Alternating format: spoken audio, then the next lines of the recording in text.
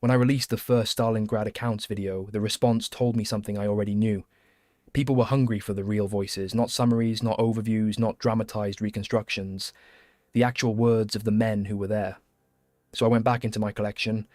I pulled out sources I had not used, interrogation transcripts that were classified for decades, a diary found on a dead man in the ruins, Soviet accounts from soldiers and nurses and ordinary men that have almost never been heard in English.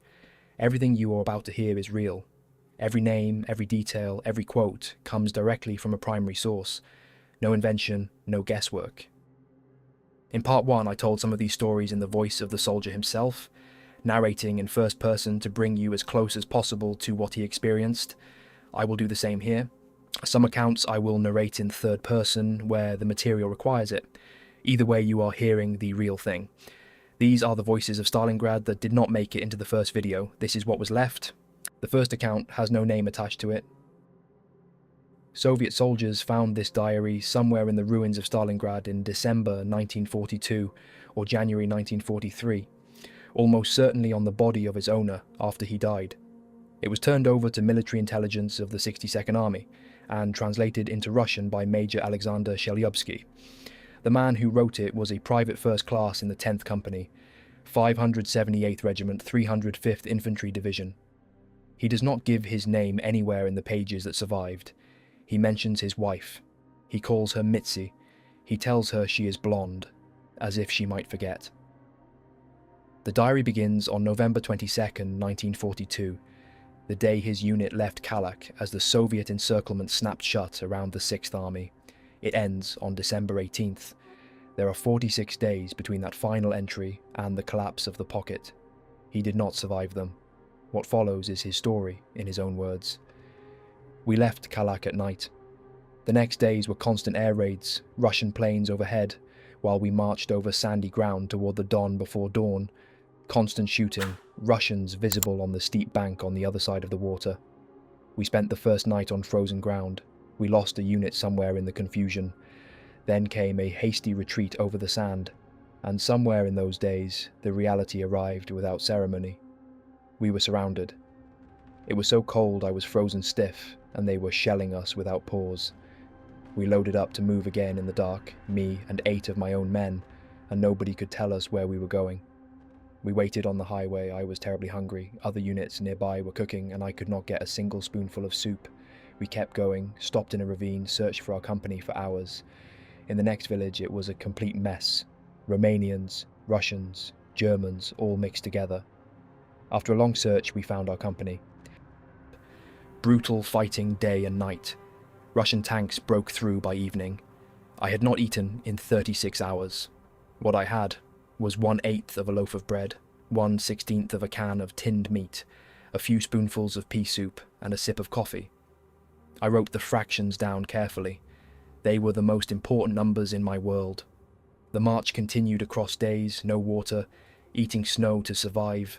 One night with no quarters in falling snow with water in my boots. A dugout eventually found with 6 comrades, horse meat cooked in snow water. What will the future bring? I wrote. We are surrounded. 1/12 of a loaf. The fractions he recorded are not dramatic writing, they are arithmetic, 1/8, 1/12, 1/16, each entry smaller than the one before. He was keeping records not for history but for himself, because measuring what remained was the only control available to a man who had lost control of everything else. After a heavy march of 19 kilometers over ice, we reached Gumrak and spent the night in railcars. Then we entered Stalingrad and were welcomed by exploding shells. 30 of us ended up in a cellar, absolutely filthy, unshaved, barely able to move. I was so unhappy. All is lost, I wrote that night. People were fighting constantly, everyone on their last nerve, the mail not getting through. We lay in that cellar barely allowed out in case the Russians spotted movement. Lord, please help me get home in one piece, I wrote. My poor wife, my dear parents, how difficult it must be for them. Almighty God, make this come to an end. Let us have peace again, that we may go home soon, go back to a human life. My wife's birthday passed. I was depressed. Life had lost all meaning. The arguments and fighting in the cellar never stopped. Hunger does that to men. I had not eaten since the day before, just some black coffee, and I had lost all hope. The wounded were with us and we could not send them anywhere. We boiled the flesh of dead horses with no salt. Many of us had dysentery. 30 men packed into that space, and at 2 in the afternoon it started to get dark. The night was so long. I wrote those words and then asked, will there be a day? I collapsed from weakness one night. I smoked my last cigarette somewhere in those days. Everything was coming to an end. I had lost my faith in mankind. Then we were needed at the front again, and we stumbled and crawled through the trenches and ruins. We crossed paths with a seriously wounded soldier being carried out. Most of the unit went out to fight. Only 13 of us remained. Dirt and debris all around, no way out, everything shifting and cracking under the Russian artillery fire. I dragged in a wounded man one day and searched a long time for the doctor. Found him in the basement of a completely destroyed building. When I got back to my trench, there was a dead man there. It was Ril. I had talked with him 3 days ago. I sat in the trench with one other soldier, a 20-year-old from Austria with dysentery, the stench unbearable, constant shelling, my ears hurting, so cold. 50 meters away was the Volga. We were right next to the enemy. I did not care about anything anymore. I could not see a way out of this hell. Our artillery had gone completely silent. I was starving, I was frozen, my feet were like ice. Neither of us said a thing. What was there to talk about?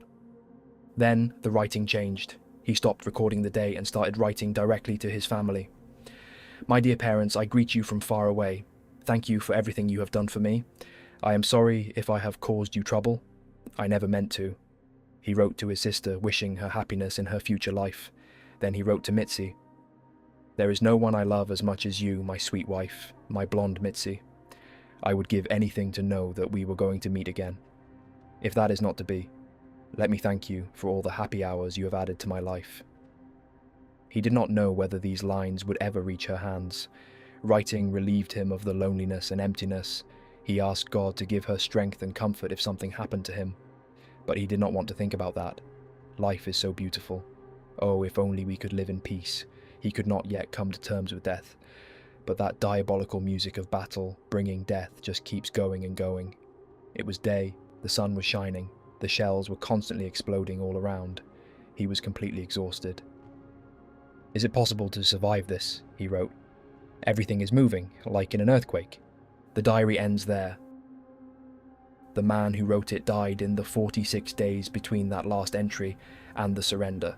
His name is not in the record. What the Soviets did with this diary after they translated it, and what Pravda changed when they published it, is something we will return to at the end of this video.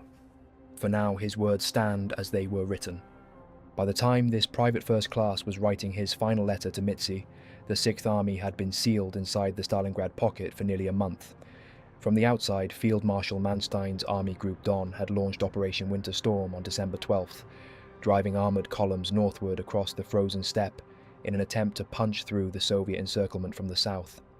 The relief force covered roughly 50 kilometres in the first days, close enough that some men inside the pocket could hear the distant artillery and allow themselves a moment of hope. Then the Soviets launched Operation Little Saturn against the Italian 8th Army on the Don, tearing a 300-kilometre gap in the Axis line and threatening to encircle Manstein's entire army group. Winter Storm was halted. The 6th Army was told to stand fast and hold. Paulus had calculated that a breakout would require 300 tons of fuel he did not have. The men inside the pocket heard the artillery of the relief force grow more distant, then silent. The diary's author stopped writing on December 18th. Operation Winter Storm ended on December 23rd. The relief attempt was over. On February 5th, 1943, 3 days after the last German forces in the northern pocket surrendered, Captain Zyonchkovsky and his colleagues Major Koltinin and Major Lerenman began questioning German prisoners at the staff headquarters of the 66th Army in Dubovka, 30 miles north of Stalingrad. The men they questioned had laid down their weapons within the previous 72 hours. All of them were named. All their statements were recorded in reports preserved in the Soviet archives, and only became fully accessible decades after the war. Zyonchkovsky had a specific method. Individual interrogation was best, he argued, because prisoners were more likely to talk when alone. He told the interrogators to show each prisoner how much they already knew, dropping the name of his divisional commander or specific unit details. Questions had to be carefully constructed. German soldiers asked whether they belonged to the Nazi Party could not be expected to answer truthfully. Instead, the question should be framed as, when did you join the Nazi Party? The assumption built into the question made denial harder than confirmation. Senior Lieutenant Max Hüttler was 34 years old, a forestry researcher and university instructor from Göttingen, adjutant in the 544th Infantry Regiment of the 389th Infantry Division, and a member of the National Socialist Party. He was interrogated by Major Koltinin on February 6th, one day after the Northern Pocket surrendered. He spoke without visible distress, and his statements were recorded exactly. This is his account. From the very beginning of the Stalingrad operation, it was clear to me, and not only to me but to nearly all of the officers, that our high command was taking a big risk by driving in such an enormous wedge. The Russians were obviously going to try to cut through this wedge, surround our forces at its tip and move in behind us. But we thought our commanders knew what they were doing. We thought they had enough reserves and would hold our flanks. I still cannot understand why they did not bring more men to the flanks. We had reserves, plenty of them. The whole thing confuses me. When your army broke through our defences at the end of November, people started to panic. And it was not only soldiers losing their heads, a lot of officers were too, especially the commanders of large units. By Christmas, we understood the utter hopelessness of our situation. There was not going to be any help. Each of us realised this, but we were afraid to admit it. We knew we were doomed. But despite this, most of us did not even think of surrendering. We had been tasked with holding back as many Russian troops as possible, troops that would otherwise go toward the Caucasus and Rostov. That is what we told the men. They knew what was going to happen to them, and they were prepared to give up their lives. Those were the men who held everything together. He was asked why they ultimately surrendered. The main force, with Field Marshal Paulus, surrendered on January 30th, he said. So continued resistance was senseless. Our group could not draw in enough Russian forces to justify the sacrifice. We did our job for as long as we could. And second, we had so many wounded they impaired our ability to fight. They were packed into every other building. All of them would have been killed by artillery if we had resisted any longer. Then he made an assessment of the broader war. Germany is in the middle of a very difficult crisis, he said. But this is not a defeat. There are still another 2 million or so who can be drafted. He mentioned Turkey as a barometer he was watching. Turkey would join the side of the victors, he said, but only when it was absolutely clear who the victors would be. Turkey had not joined yet. He took that as a sign the outcome was not yet settled. Then came his final statement, one the interrogation report recorded without comment. I was a National Socialist before the army, Hüttler said, and now I am a soldier. There are not any National Socialists in the army, just soldiers. The 389th Infantry Division, which Hüttler served in, had been part of the German force that broke through Soviet defences north of Stalingrad in August 1942 and reached the Volga. By the time he was sitting in the interrogation room in Dubovka, that advance, which had seemed in August like the final act of a victorious campaign, had become one of the longest and most brutal siege battles of the entire war. The 305th Infantry Division had been ground down to almost nothing in the fighting around the barricades factory and the tractor works, where Soviet forces clung to positions measured in meters, and where the specific geography of the industrial district made tank warfare almost impossible and infantry combat at grenade-throwing range the defining experience of both sides. The streets were not streets anymore. They were channels between piles of rubble, and every pile of rubble contained a man with a weapon. Sergeant Helmut Pist was 26 years old, an agronomist from Krefeld, a member of the Hitler Youth, serving in the 21st Panzer Grenadier Regiment of the 24th Panzer Division. He was interrogated by Zayonchkovsky on February 9th and described what the collapse of unit structure looked like from the inside. In early January, the regiments in our division no longer existed as such, he said. Individual groups were created that went by the names of the officers in charge. The alarm group I was in had 50 men under Lieutenant Hermans in Orlovka. Morale was low. Many were criticizing the government, blaming it for giving up on us. By around January 20th, we were getting 50 grams of bread per day. The airdropped food was being taken by whoever found it first, despite strict orders and the threat of being shot. Discipline was worsening every day, and there was more and more talk of surrender. Around January 25th, a lieutenant from divisional headquarters told us that General von Lenski had issued an order giving freedom of action to the commanders of all units. He was letting them surrender, but that order was cancelled a day later. Your leaflets did not have much success among the men before the encirclement, he told Zayonchkovsky. But then the situation changed, especially in January, when the men read them with real eagerness. We were actually looking for the leaflets you were dropping from the air, the ones with maps showing the situation at the front. Those last days in Stalingrad were horrible. Thousands of dead bodies and the wounded dying in the streets because the hospitals were overcrowded. And on top of that, we were taking heavy fire from your artillery and aircraft. The surrender was not organised. Our bunker was 50 metres from our divisional headquarters, but we only learned about the surrender after the Russians had already showed up. We came out of our bunker and put down our weapons. He paused before his last observation. War in Russia is not what it is in the West, Pist told his Soviet interrogator. During the French campaign in 1940, our squadron was always out in front, and only 2 of our guys got killed. The contrast Pist drew between France and Russia was not unique to him. It appeared in multiple forms across the Dubovka interrogations. The men who had fought in France in 1940 remembered a campaign of rapid movement, clear front lines, an enemy that eventually capitulated, and casualties counted in 1s and 2s rather than entire regiments. What the Soviet campaign looked like in comparison was not just a difference of scale, it was a difference in the nature of what war was. The Soviets did not stop. They absorbed losses that would have ended a Western European campaign entirely, and continued attacking. The German experience of fighting an enemy that behaved this way had no frame of reference in the earlier campaigns, and the psychological adjustment required to understand it had, for many of the men in the pocket, never fully been made. Hermann Strottmann was 24 years old when he was taken prisoner, a bank employee from Münster, a Catholic, adjutant in the 1st Battalion of the 79th Panzer Grenadier Regiment, 16th Panzer Division. He described the destruction of his regiment with the precision of a man who had kept count throughout. During the fighting north of Stalingrad from September to November, the 79th Regiment lost between 80 and 90% of its men, he said. Reinforcements were constantly coming from the rear, but that entailed a significant drop in quality. Most of our losses were the result of your mortars, which we called the böse Waffe, the evil weapon. The Stalingrad operation was risky. At first we thought we would take Stalingrad in 5 weeks. That did not work out, and we could not fall back, because that would have left the Caucasus Group wide open. Our commander's great mistake was attacking in late autumn, which meant we were not able to dig in and get ready for winter. If we had stopped at the Don, we could have made the right preparations and this catastrophe would not have taken place. The main reasons for surrender, lack of food, men and shells, and the physical impossibility of continuing. The quality of our soldiers was very low since most had just been brought from the rear. We were starving and most of us were frostbitten. Even the officers were so exhausted and hungry they could barely stand. There is a limit to what a man can take, and we reached that limit on February 2nd.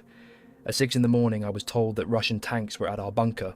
Strottmann said. I cried, got out of the bunker, and laid down my weapon.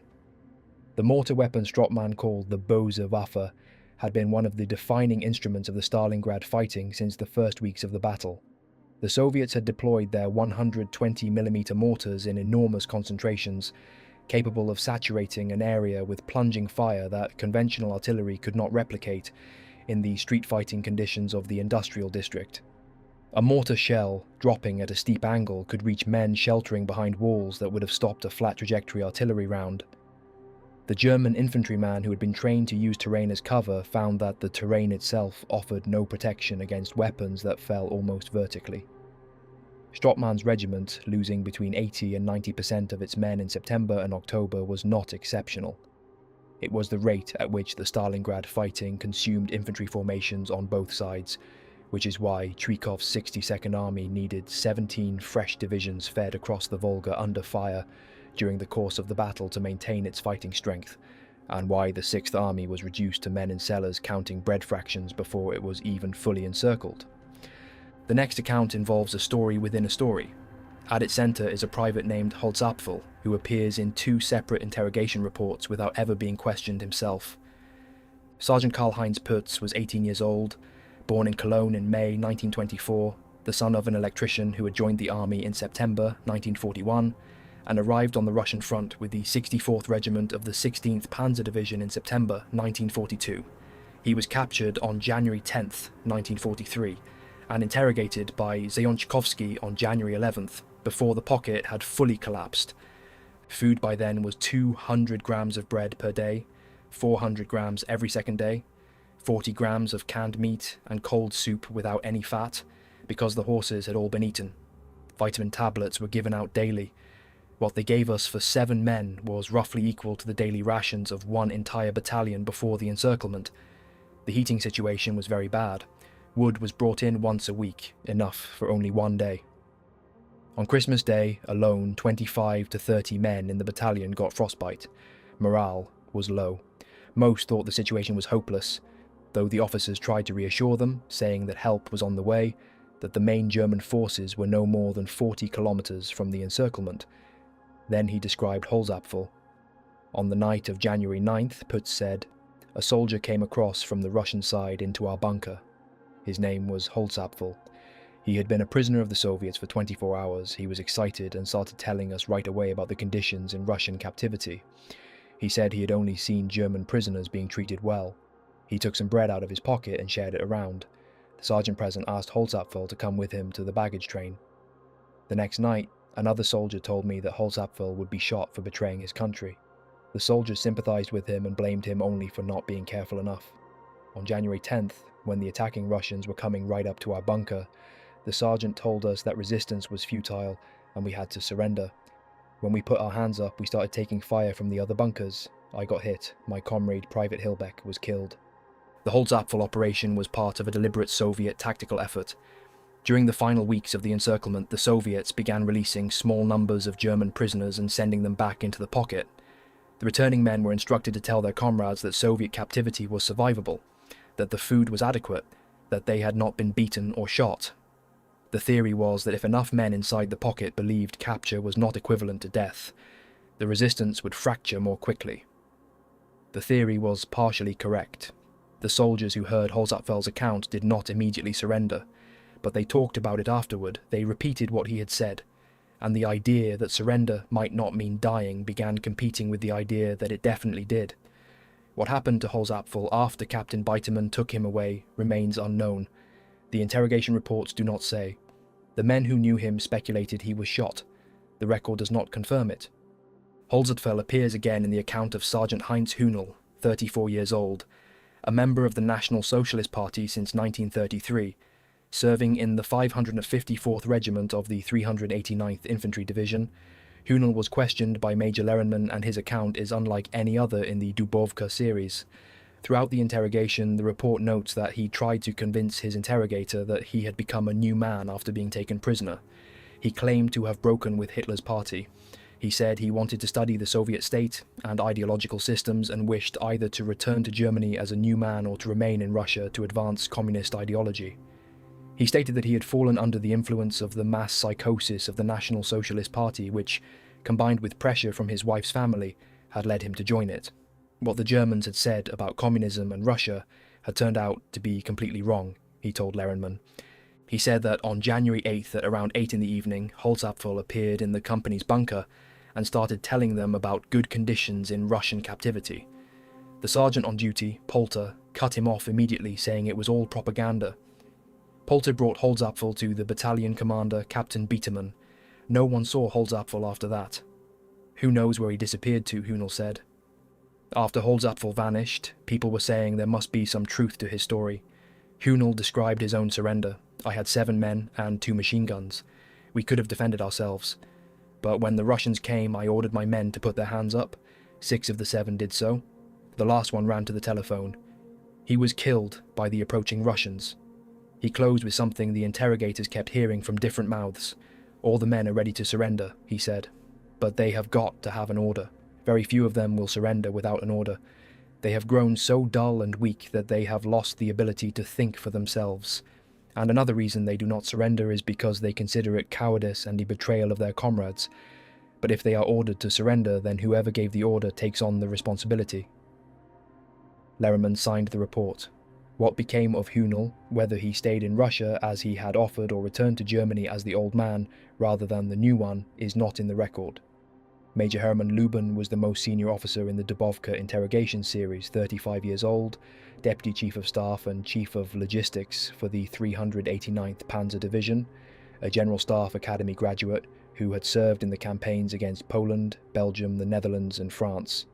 He was interrogated by Major Lehrmann on February 5th, and spoke with the specific confidence of a man who had not yet recalibrated his bearing to match his present situation.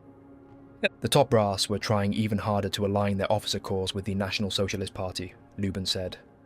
They were propagandizing the theory that it was the party's policies which were responsible for the victories of the German army. The older military leaders sympathetic to the political opposition were being replaced by generals who were clear supporters of Hitler. The defeat at Stalingrad has come as a heavy blow, he said, but this is not enough to start talking about a real turning point at the front. If the Red Army manages to take back Rostov and Kharkov, then that would be a strong indicator of a turning point. He believed Germany had not exhausted its manpower and could call up 10 or perhaps 12 million more men. He noted that the use of foreign workers and prisoners of war in German industry freed up more men of military age for the Wehrmacht, though he acknowledged that productivity among forced workers was low. He also raised the issue of blood purity, the specific concern that laws prohibiting these groups from associating with the general population were difficult to enforce, and that the preservation of racial separation was becoming precarious. He said it as if discussing a logistics problem. He turned to the question of blame with the ease of a man who had been thinking about it for weeks. The main reason for all their misfortune, he said, was the weakness of their allied armies. The Italian army's junior officers had not been properly trained. The Romanians made good soldiers, but before the war, their officers spent their time in cafes. Yes, he said, it is too bad we have to work with such allies. He spoke about the occupied countries of Western Europe. The French have always been a frivolous people, he told Lehrman, and now they have learned nothing from their defeat. They just sing and dance as they did before. He acknowledged displays of ill will toward the Germans in Belgium and the Netherlands, but attributed them entirely to business people whose commercial interests had been disrupted when the colonies were seized. At the close of the interrogation, he gave his explanation for why the war had happened at all. The main reason, he told his interrogating officer, was the Jews, who had seized leadership roles in the governments of all nations except for Germany. Lehrman was Jewish. He wrote the statement down. He signed his name. He moved to the next prisoner. What Lubin was describing at the level of ideological abstraction, the ordinary soldiers in the pocket were experiencing at the level of the body. By the time of the Dubovka interrogations, the German medical system inside the encirclement had been overwhelmed for weeks. The main hospital facilities were in the basements and ruins of Stalingrad's industrial district, operating without adequate anesthetic, without blood for transfusions, without bandages in sufficient quantity, without heating in temperatures that dropped to -20 and lower. Wounded men who could walk fought with the ambulatory to board the transport aircraft that occasionally landed at the shrinking airfields. Wounded men who could not walk lay in the basements until they died or were evacuated or the pocket collapsed around them.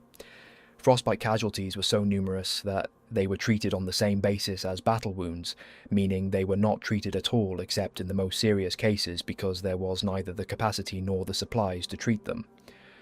Otto Conradi had spent 3 years as Chief of Intelligence for the 389th Infantry Division before being captured, 38 years old, a senior prosecutor in Hamm in Westphalia, a Catholic with 4 children. He was interrogated by Zayonchkovsky on February 7th and spoke with the analytical detachment of a man who professionally assessed information for a living and was now applying the same habit to the catastrophe he had just lived through. From mid-January, we knew our situation was hopeless, Conradi said. But we kept up the defense because our mission was to keep these Russian armies at Stalingrad so they could not take part in other offensives. It was a difficult sacrifice. Lately, we were completely out of artillery, shells and mortars. The food situation was awful, 100 grams of bread per day, about 100 grams of canned meat, some soup. After Paulus surrendered on January 31st, there was absolutely no point in continuing to resist. There was not any surrender order in our division. Everything happened on its own. At around 7 in the morning, 3 Russian tanks approached the building we were in, and we surrendered. On the way to Orlovka, we got robbed by Russian soldiers who took everything we had. To be fair, the Russian officers forbade this, but they could not keep track of everyone. À la guerre comme à la guerre. War is war. He assessed the campaign. Even at the beginning, many officers thought it was rather risky, he said. The Russians' stubborn defense of Stalingrad created a situation that eventually brought the Germans to ruin. He praised Zhukov by name. You learned a lot during the war, he told Zayonchkovsky, and turned out to be excellent students. He remembered the Krasnodar officer school encountered near the Don in August 1942. They fought like lions, he said. When we had captured about 100 of them, our divisional commander, General Yannicke, lined them up and said he had seldom seen such brave soldiers. He described the central paradox of his intelligence work throughout the campaign. We obtained our basic information from prisoners and defectors, he said. Since June 1942, we had about 30,000 of them, 95% of whom testified to strong anti-Soviet sentiments in the Red Army, that soldiers only fought out of fear, that there was famine. That gave us the impression that your army was on the verge of collapse. On the other hand, we saw the stubborn resistance by Red Army forces. I still cannot account for it, Conrady said. I often found myself presenting transcripts of prisoner interrogations to the general. Several times he said to me, "What sort of nonsense are you feeding me? Do you not see these Red Army units are putting up a fierce resistance?" He had been in intelligence for 3 years. The fundamental paradox of his job had defeated him. He also described the propaganda apparatus attached to each army. 100 to 120 men publishing the army newspaper, photographing combat scenes, shooting film, making audio recordings of soldiers telling stories about individual episodes from the front. He noted with precision that the propaganda companies almost never worked with active units. It was only when a unit was brought back to recuperate that they showed films, held lectures, and organised appearances by cabaret acts brought in from Germany. The men who never came back from the front long enough to see a film or a cabaret act from home did not appear in this accounting. Ernst Eichhorn was unlike most of the men in the Dubovka series, a cavalry officer born in Regensburg in 1902, a graduate of the cavalry school in Hanover, not a member of the National Socialist Party. He was interrogated by Major Lehrmann on February 5th. He expressed surprise at the good treatment received by German prisoners and said his men had wondered why Germans and Russians were even fighting. He described the mechanical reality of his unit's final days. Tanks had been turned into pillboxes because of fuel shortages, the entire regiment operating as infantry. The plan was unrealistic, he said. You just cannot count on simultaneous offensives on Leningrad and Stalingrad while also planning to take the Caucasus. It is too much. He then asked his interrogating officer a direct question. Why, he wanted to know. Were the Soviets going to so much trouble over them? We were not expecting such good treatment, especially from Russian officers, he said. If your goal is to encourage German officers to surrender, then that is very clever. Being allowed to send letters home was very effective in that regard. Now our soldiers say that as prisoners we can see the Russians are not bad people, and who knows why this war got started, why there is so much bloodshed. The last sentence of the interrogation report is the one Lehrmann wrote down without apparent comment. To us officers, Eichhorn said, it is clear that the war came about because of the Jews, who seized leadership roles in the governments of all nations except for Germany. He said this to Lehrmann. Lehrmann was Jewish. Lehrmann wrote it down and signed the report. The tactical analysis Eichhorn gave of why the Soviet offensive succeeded is worth dwelling on. He identified 3 factors: the simultaneity of the attacks from north, south, and later west, the collapse of the Romanian units on the upper Don, and a certain amount of panicking in the German units themselves. What he described as panicking was more specifically the effect of operational surprise combined with the speed of the Soviet armoured thrust. Operation Uranus, the Soviet encirclement operation launched on November 19th and 20th, achieved its strategic objective in 72 hours. The 2 Soviet armoured pincers linked up at Kalak on November 23rd, encircling an army of approximately 300,000 men before the German command had fully processed what was happening. Eichmann sat in Lehrmann's interrogation room 3 months later, still describing it as something he could not entirely account for. Wilhelm Wugler had joined the National Socialist Party in 1934, serving as a sergeant in the 3rd Company, 79th Panzer Grenadier Regiment, 16th Panzer Division, 26 years old, a commercial employee from Nienburg on the Weser. He was interrogated by Zayonchkovsky on February 9th. There were 80 to 100 men in our company when we got surrounded, he said, and we were losing 15 to 20 every day. Reinforcements were constantly coming from the rear. Our situation improved a bit after December 30th because we built dugouts and were taking fewer casualties. In mid-January, the remnants of the 16th Panzer Division were assigned to the 24th Panzer Division. All that was left of the 16th by then was the rear units. The men were feeling worse every day. Until January we were hoping to get help, but then, when we started retreating, Our morale plummeted, and by the time we had retreated right into the city, most of the soldiers understood the hopelessness of our situation. Still, the men were terrified of being captured by the Russians. The officers had convinced them that Soviet captivity meant being shot. He described listening to Soviet radio broadcasts during the Christmas holidays at the railroad northwest of Orlovka. All the men listened carefully to your broadcasts, he said. Many of us started doubting that our officers were really telling us the truth, but our counter-propaganda was effective, so we did not believe you entirely. On February 1st, he was wounded near the tractor factory and ended up in a field hospital. On February 3rd, at 3:30 in the morning, the chief physician announced that the hospital was being handed over to the Russians in 2 hours. That was how he was captured. Waldemar Bredal came to Stalingrad differently from the others. He was 38 years old, born in St. Petersburg to a German engineer father raised in Estonia, after 1918 settled in Germany in 1940, drafted on October 2nd, 1942, and arrived at the Stalingrad front on November 4th as an interpreter for the 389th Infantry Regiment's prisoner collection point. He had been inside the pocket from almost the beginning and was interrogated by Zyonchkovsky on February 6th. On January 22nd, we fell back to Stalingrad, he said, and most of the officers could see that further resistance was useless and would only result in a purposeless loss of life.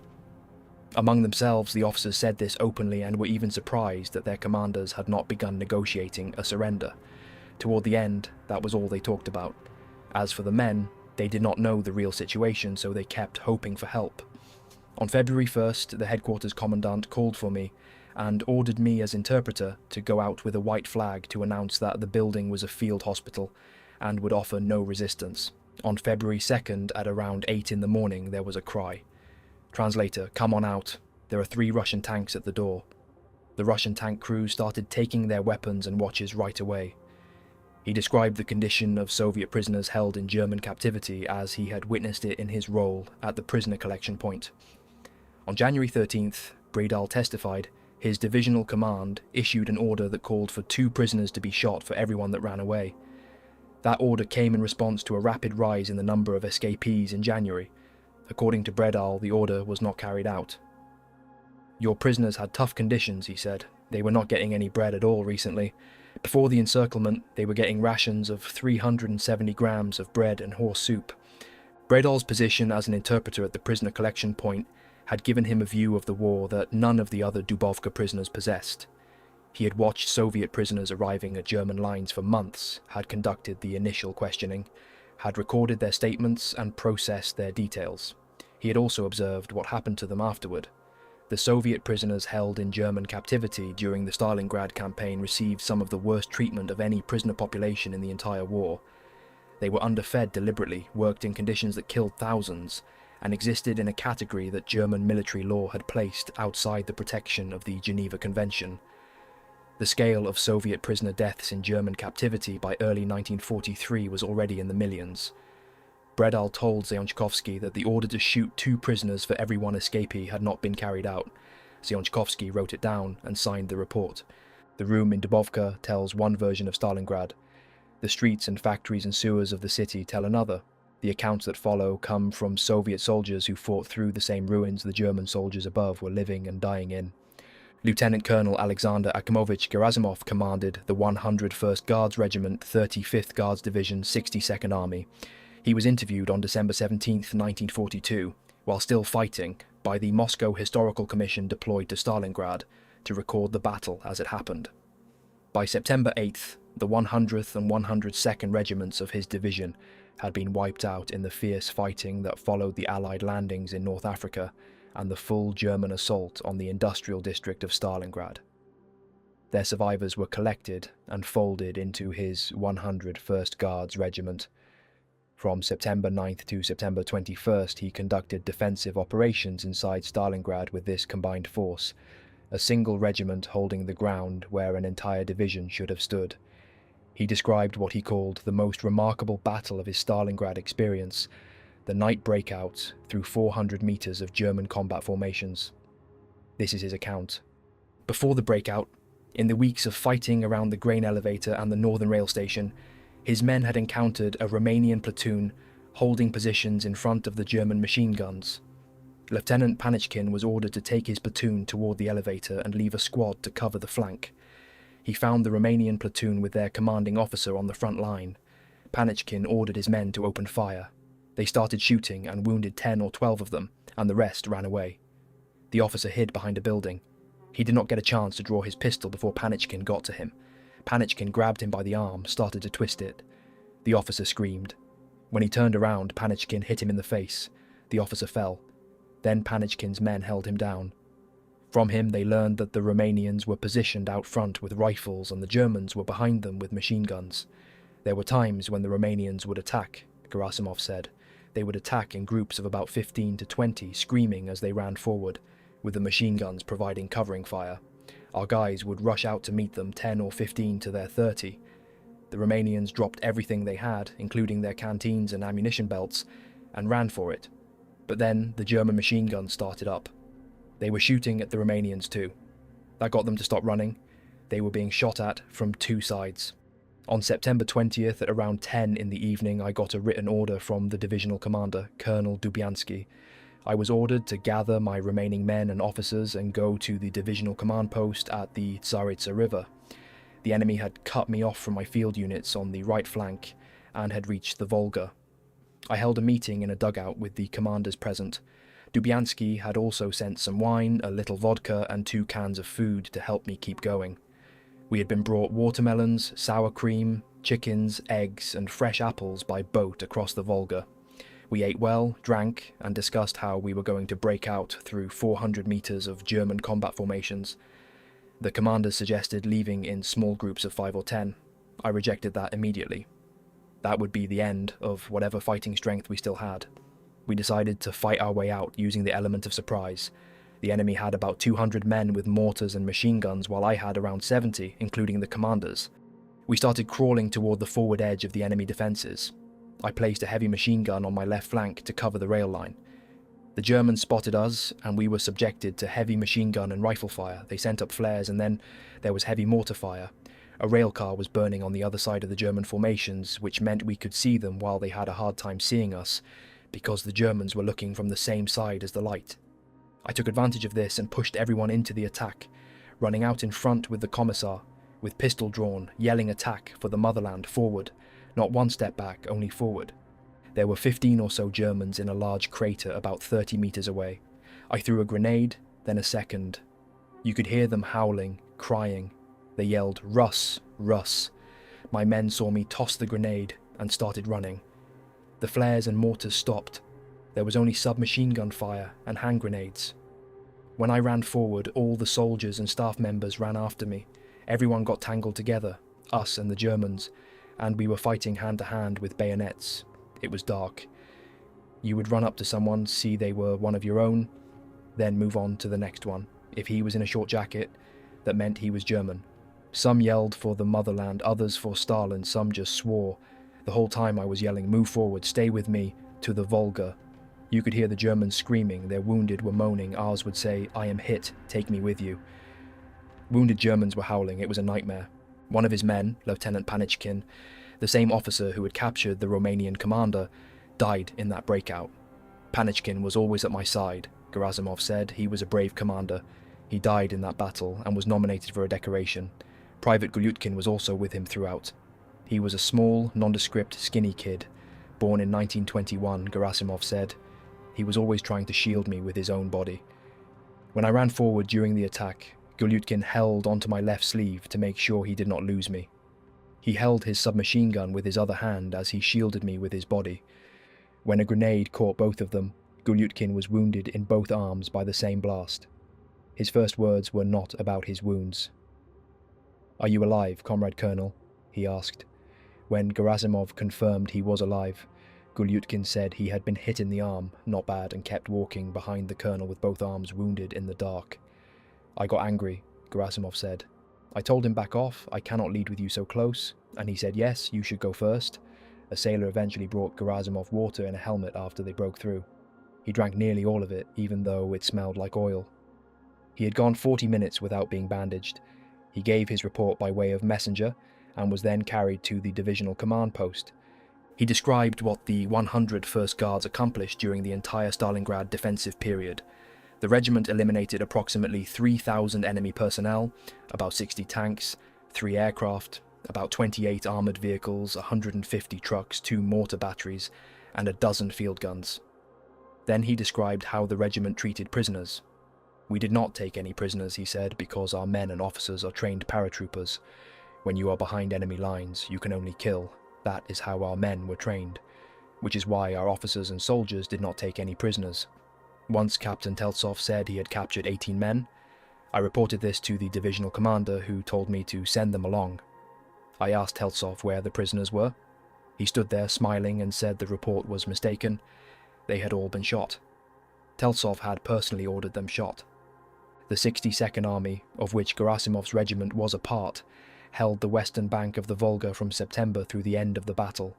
At its most desperate moments, it occupied a strip of land so narrow that the rear of the army was at the water's edge and the front was measured in individual buildings and factory floors. General Vasily Chuikov, commanding the 62nd Army, later described September and October as the period when the army was dying. Division after division arrived from the East Bank under fire, was fed into the fighting, and was ground down within days to a fraction of its strength. The barricades factory, the tractor works, the Red October factory, the grain elevator, the railway station, each of these became specific geographic anchors, around which the fighting revolved for weeks at a time, and each of them accumulated a specific weight of dead that no subsequent event entirely moved from the calculation of what the battle cost.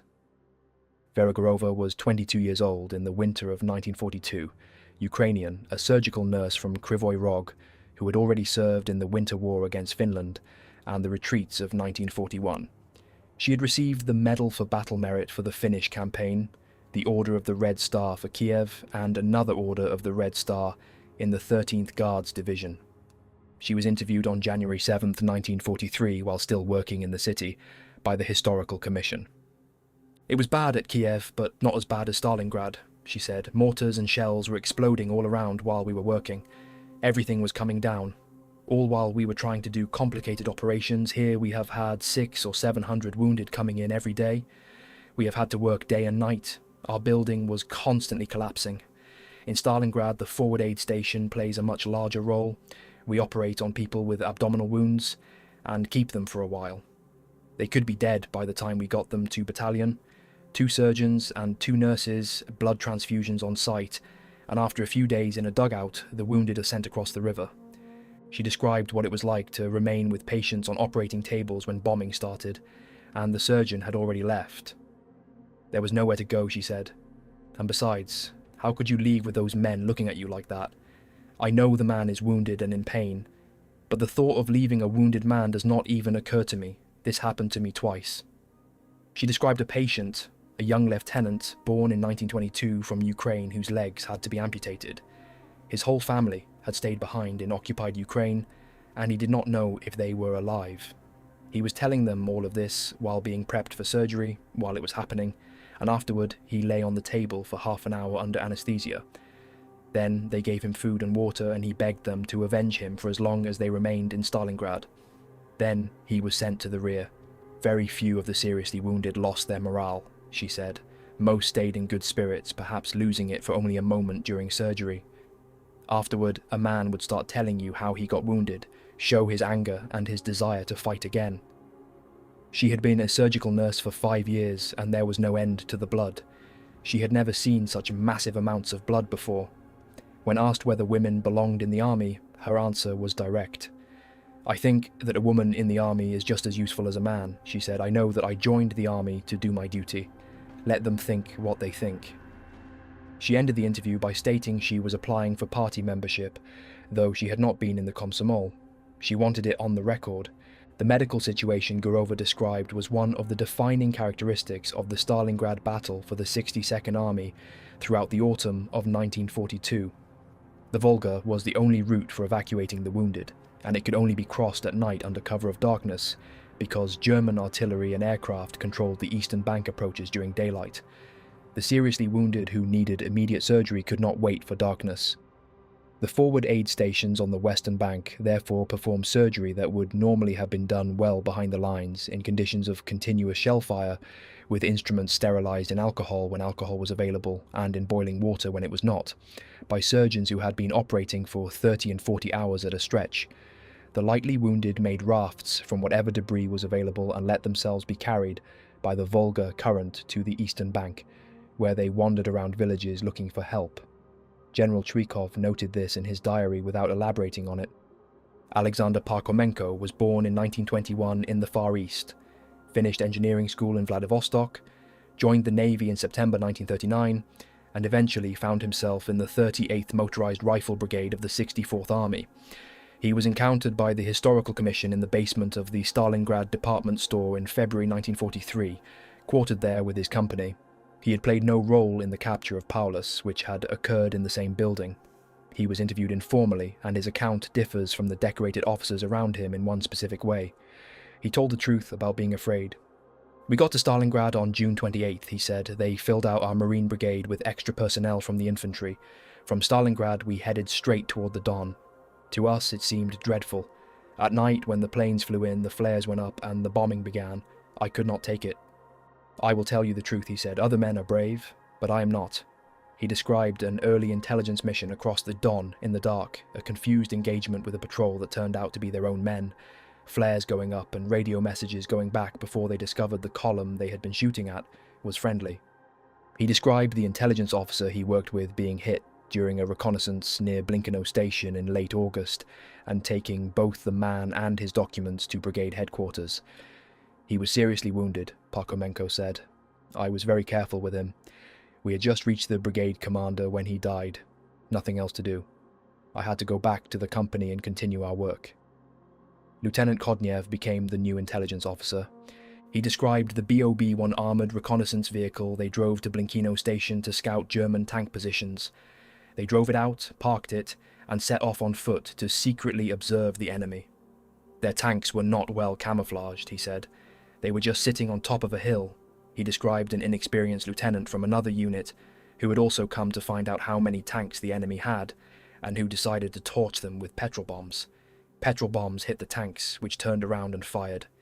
That was it. The whole platoon was neutralized. The lieutenant jumped into a trench when the tank started coming. A tank drove over the trench, went back and forth 5 times to run him over. When the tanks left, the men reported what they had seen to command.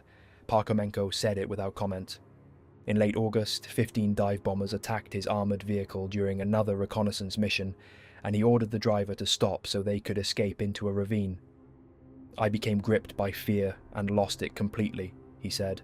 "I was a complete coward, but I did not know it at the time." He was shot in his left hand and both legs. He described the field hospital at Beketovka, then being moved to the island, then to Field Hospital 2209 at Szczecin, then to Leninsk, where he was supposed to be evacuated further east.